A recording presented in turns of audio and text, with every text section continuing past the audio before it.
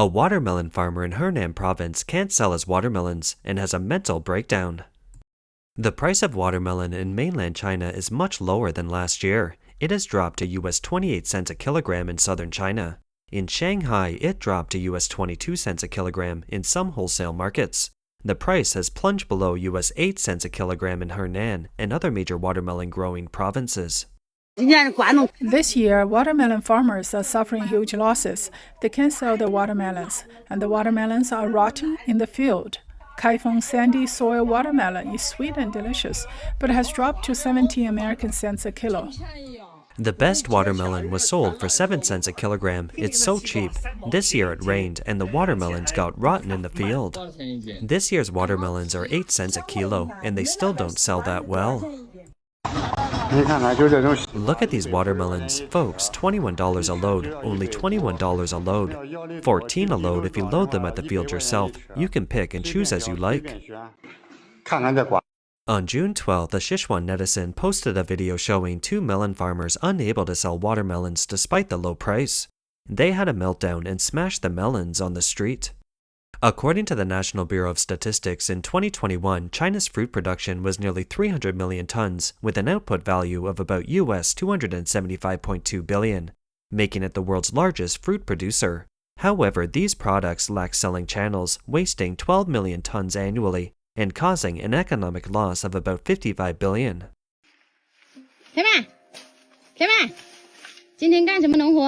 What kind of farm work are you doing today?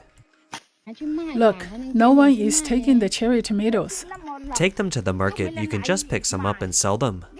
The weather is cold. No one comes to buy them, and they can't be sold for much, so they can be left here as fertilizer.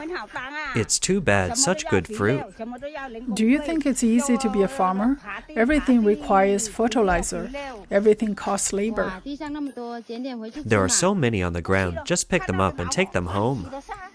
I'm upset when I see it. I can't eat it.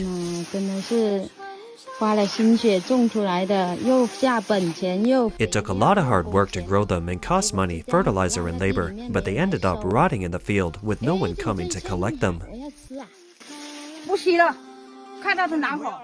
A video shows many farmers throwing truckloads of cherry tomatoes, and bananas in the middle of nowhere.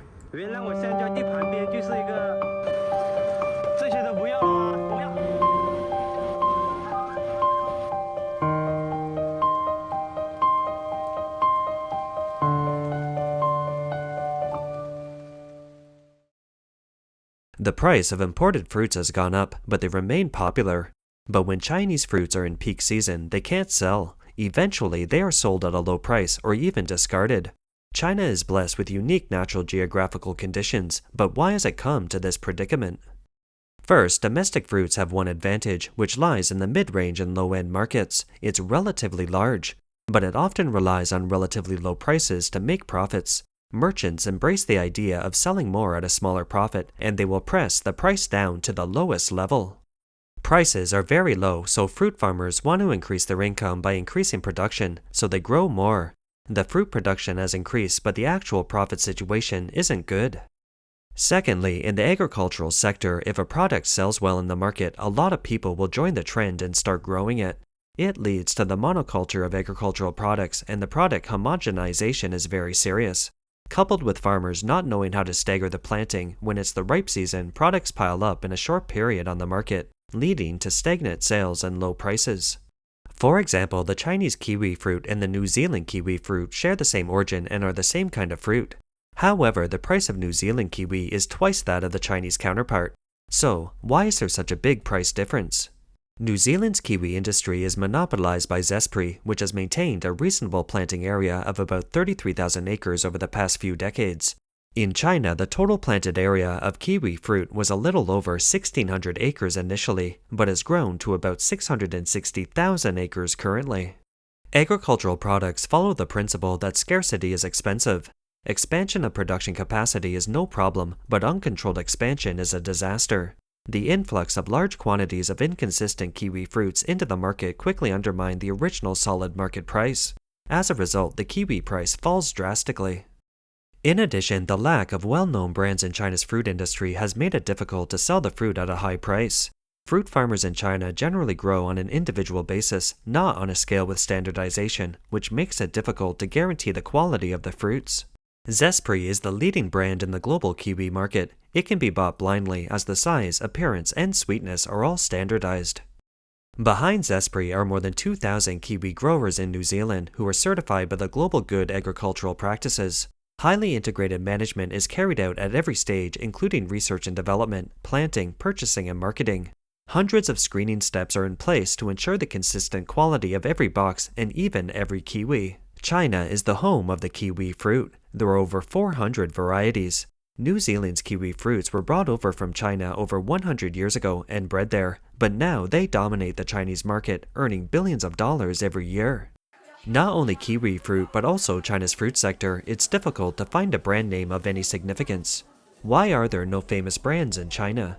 The reason is that there is a problem with the intellectual property rights of Chinese seeds. Under normal procedure, growers need to buy seedlings. The quality of the fruit is determined by the quality of the seedling. China's seed law stipulates that if a new seed variety is sold, the consent of the right owner should be obtained, otherwise it constitutes an infringement of rights. Despite such a law, when one's rights are infringed on, it's a long process to go through the legal proceedings and the compensation is limited. As such, who is willing to invest big money in research and develop new varieties?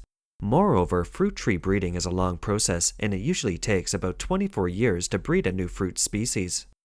In China, scientific research doesn't get the proper respect and protection. For example, the Wuhan Botanical Garden has independently selected and bred the precious golden peach kiwi fruit, but no domestic company was willing to take over the product at a reasonable price. So the research effort yielded no return. The company had no choice but to transfer the fruit license for the Chinese market to an Italian company, which promised not only to expand the area of kiwi planting, but also to continue to pay for the use of the patent. This creates an ironic situation in which a Chinese-bred kiwi fruit variety has to be imported from overseas for the Chinese market. That's all for today. Thank you for watching. Please like, comment, and share. See you next time.